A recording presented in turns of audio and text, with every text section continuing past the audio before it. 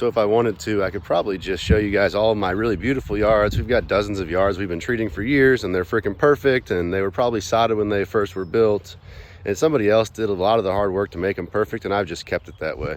And there's yards that I did all the work and I made them perfect, and we've kept them that way as well.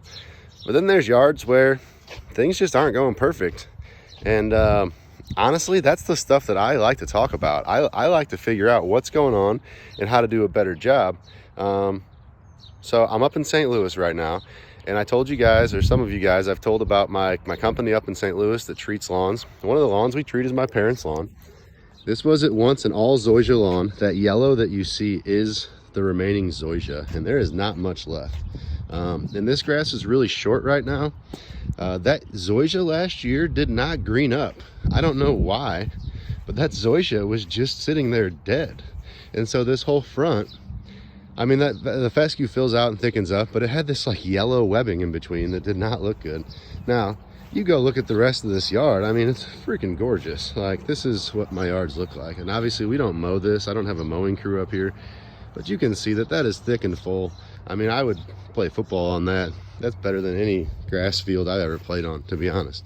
So that's one of my problems, okay?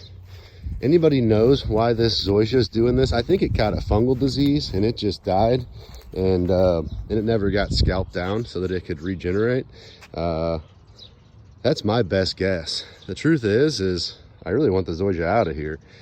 I could have a green yard all year round without it. Now, you can see what the neighbor's yard looks like. It's very patchy with fescue zoysia. I don't treat that one, but I do treat this one.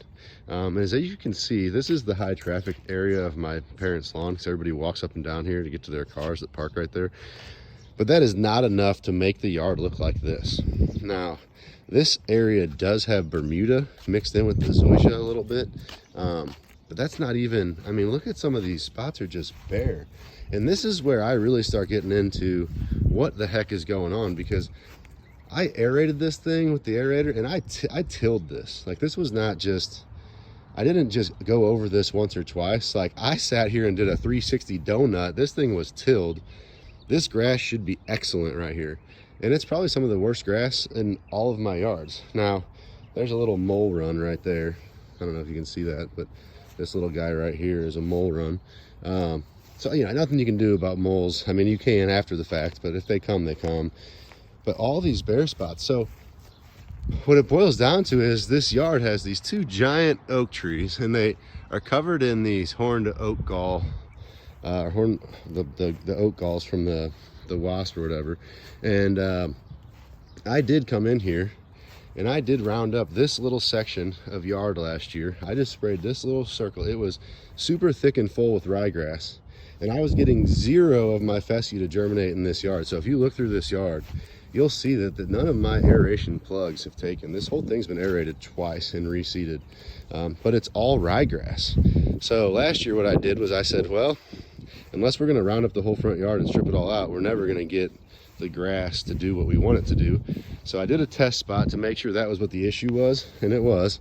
And so you can see my fescue right there wants to grow back in. It's give it another year, it'll probably fill in nicely. But there's so much ryegrass that I think there's just toxins in all of the soil that are preventing anything from growing. And so when I say there's ryegrass, that's what all this is. You got rye and you got zoysia that's creeping into the rye.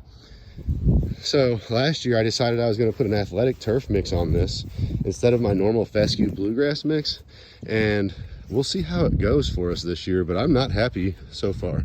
The athletic mix is a perennial rye and bluegrass mix. I get that from Advanced Turf Solutions, which is, I mean, they're a professional turf company that helps sports fields, golf courses,